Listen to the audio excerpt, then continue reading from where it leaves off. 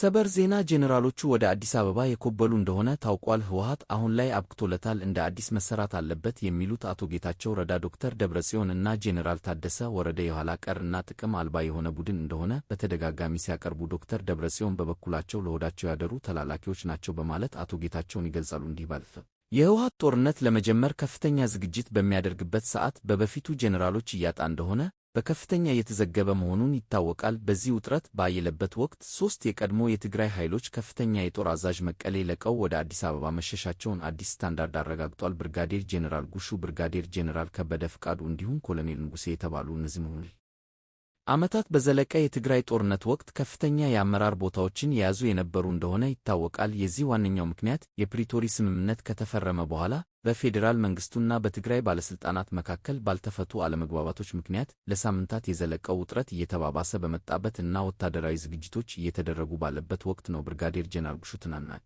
ለአዲስ ስታንዳርድ በሰጡት ቃል መኮንኖች ሮብለት አዲስ አበባ መግባታቸውን አረጋግጧል። በዚህ ንግግራቸው ውስጥ የተናገሩት ጄኔራሉ ሕይወታችንን መምራት አልቻልንም፣ ይሰልሉናል፣ ይከታተሉ እንዲሁም ሕይወታችንን አስቸጋሪ አድርገውታል ሲሉ ተደምጠዋል። በአሁኑ ሰዓት በትግራይ መጠነ ሰፊ የሆነ ወታደራዊ እንቅስቃሴ እንዳለ ይነገራል። በዶክተር ደብረጽዮን ገብረ ሚካኤል የሚመራው ቡድን ወጣችናል ብለው ለአሰብ ጦርነት በግዳጅ እያፈሱ ወታደራዊ ማሰልጠኛ በማስገባት አሰልጥኖ ወደ ጦር ግንባር ሊያሰልፍ መሆኑን መረጃዎች ያሳያሉ። በአሁኑ ሰዓት የትግራይ ኃይል በሦስት ዙር ወደ ጦር ግንባር ለመላክ ውሳኔ ተላልፏል። ይህን ተከትሎ በተለያዩ አመራሮች አለመግባባት መፈጠሩ መረጃዎች እያሳዩ ይገኛሉ። ወታደሩና ጊዜ አስተዳደሩ መሃል ያለውን አለመግባባት እኛ በዋናነት ይገልጻል። ደብረጽዮን ክንፍ ከነርሱ በተቃራኒ የቆሙትን በከሃዲነት ሲፈርድ ቆይቷል። የድርጅቱ መሪ የሆኑ ዶክተር ደብረጽዮን የፌዴራሉ መንግሥት ለጦርነት እየተዘጋጀ ስለሆነ ሕልውናችንን ለማፍረስ የሚመጣ ኃይል የሚገባውን ቅጣት እንሰጠዋለን ሲሉ ተደምጠዋል። የጊዜው አስተዳደሩ ጄኔራል ታደሰ ወረደ እየመጣ ያለው የጦር ሁኔታ ወደ ሰላማዊ መንገድ ለመምራት እስከ መጨረሻ ድረስ እንከታተላለን፣ ነገር ግን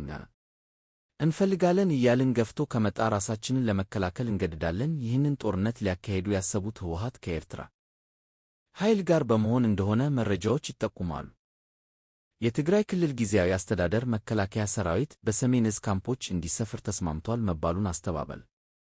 የትግራይ ክልል ጊዜያዊ አስተዳደር የኢትዮጵያ መከላከያ ሰራዊት ወደ ትግራይ ክልል እንዲገባ በፌዴራል መንግሥት ትዕዛዝ ተላልፏል በሚል የተሰራጨው መረጃ ፍጹም ሐሰት ነው አለ በሌተናንት ጄኔራል ታደሰ ወረደ የሚመራው ጊዜያዊ አስተዳደር ይህንን የገለጸው ዛሬ ቅዳሜ የካቲት 14 2018 በፕሬዝዳንቱ ጽሕፈት ቤት የፌስቡክ ገጽ ላይ ባወጣው መረጃ ነው። ከሰሞኑ በተለያዩ የማኅበራዊ ሚዲያ ገጾች ላይ የፌዴራል መንግሥት መከላከያ ሰራዊት ወደ ትግራይ ክልል እንደሚገባ ለጊዜያዊ አስተዳደሩ ማሳወቁን የሚገልጹ መረጃዎች ሲሰራጩ ነበር። በትናንትናው ዕለት ደግሞ መከላከያ ሰራዊት በክልሉ በሚገኙ ካምፖች ውስጥ እንዲሰፍር መግባባት ላይ መደረሱን የሚጠቅስ ሌላ አስተዳደሩ ዛሬ ባወጣው መግለጫ እነዚህን ሁለት ጉዳዮች አስተባብሏል። የፌዴራል መንግሥት የኢትዮጵያ መከላከያ ሰራዊት ወደ ትግራይ እንዲገባ ትዕዛዝ እንዳስተላለፈ ከመረጃ እየተሰራጨ እንደሆነ መግለጫው ጠቅሷል። የትግራይ ጊዜያዊ አስተዳደር ደግሞ በቀድሞ የሰሜን ዕዝ ካምፖች እንዲሰፍር እንደተስማማ ተደርጎ በተለያዩ መንገዶች እየተሰራጨ ነው ብሏል። የማኅበራዊ ሚዲያ ልጥፎቹን የተጣመመ እና የተሳሳተ ከሲል የጠራው ጊዜያዊ አስተዳደሩ